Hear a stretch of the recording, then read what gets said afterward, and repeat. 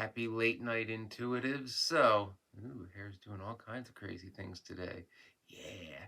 But so INFJs, those reclusive hermits that can be very stoic and not show much emotion when we feel like it, except in the presence of ENFJs. They just always make me smile. They're just so cute and sweet and expressive, and they really kick my FE in the high gear, almost as high as theirs. And I kick their intuition in the gear. But video I wanted to get at today is how to excite an INFJ. What are 10 things that make an INFJ excited? No, a hopping club filled with people seeking arrangements for the evening is not going to do it. But there are things that gets an INFJ happy, perhaps kick us out of an NITI loop, perhaps actually make us, want to socialize under the right conditions with the right kinds of people, of course. So, 10 things that excite INFJs that I wrote down. 1, complexity. INFJs love complexity. We don't like simple. We don't like surface level conversation. We like complexity. We like deep philosophical things or TV that makes us think and we can see like the influences that it's coming from. I loved all the pagan influences in Game of Thrones, except for in the end when they not only slandered, the like most amazing ENFJ woman in the world, but they did it by depicting her as the goddess Lilith, thus insulting my religion at the same time and my personality type because she's an INFJ. So that's 3 wrongs. Ooh, bad. Hex you. You know, maybe I did it. Who knows? But we love complexity. We love, helping people through understanding complex situations because in a lot of things, the answer is usually simple. Not dealing with emotions. No, it's usually not. It's usually complex. And you have to dig to the root of it and put the pieces of the puzzle together, which we're great at. We're the best. 2, we love imagination. As idealists, we always think of what could be, not what's probable, not what we could settle for, but what could we do? After all, the impossible just takes longer. It's not only an INFJ saying, it's also, my words of wisdom on my Instagram that everybody should follow because that matters in the modeling industry now. And I wasn't aware of that because I'm from the mid 2000s in the industry when there was no Instagram. It was better back then. Instagram. Yeah. But alas, I play the game.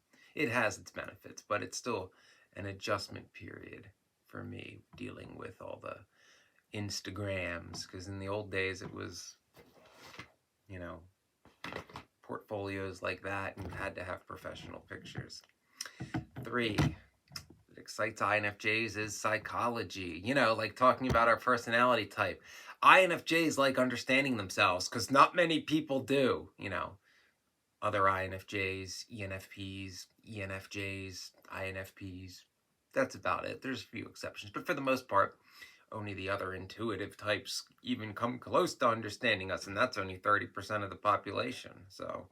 But we love talking about, psychological problems, be it like understanding narcissism and why narcissists use the tactics that they do, and how to warn people not to fall into the same traps that we did, or why we feel the way we do, or why we don't like to have one night stands because we're demisexuals. Things like that. It fascinates us. We like to know why we're different than most people. And no, we're not alone, too. Just kind of, unicorny, depending on like the type of area you live. Maybe not so much in a big city or in college because there's a lot of people your own age, that you can that's going to stay like that, that you can associate with. But particularly in your teen years, INFJs, a lot of times we feel like, some like experiments gone wrong, a prototype that escaped from a lab, the only one of its kind.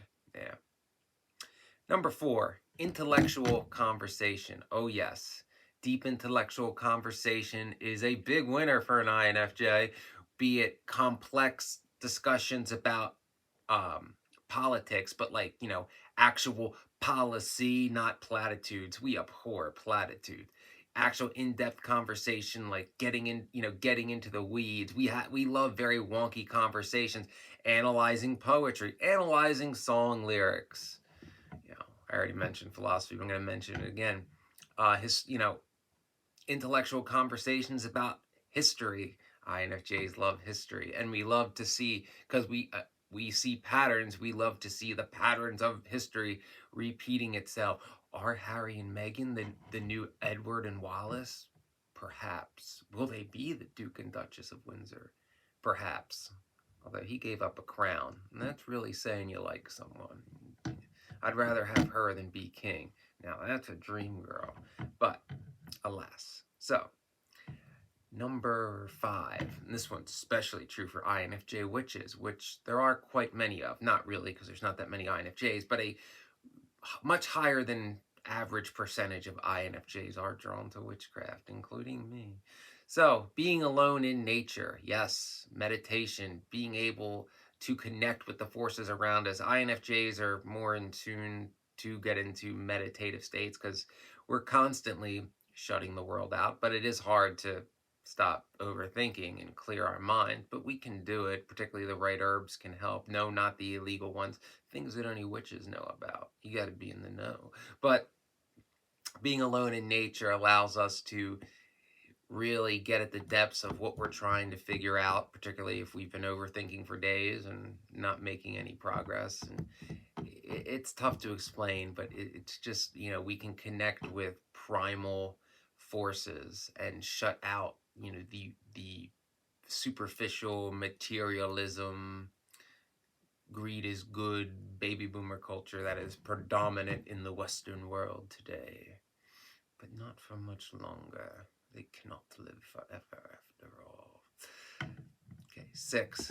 This one comes as no surprise. Silence. INFJs like quiet time alone, or, quiet time with the one we love, just snuggling and using nonverbal communication. Perhaps we need to, figure out something in our minds, but we don't want to talk about it. We can read your facial cues, the way you move, the look in your eyes, and get to the bottom of it and put together, why you're so upset. And then perhaps have to suddenly leave to take much justified vengeance on somebody. Or perhaps we're working through something in our own mind that only silence can put the pieces of the puzzle together. So it's quite important for us.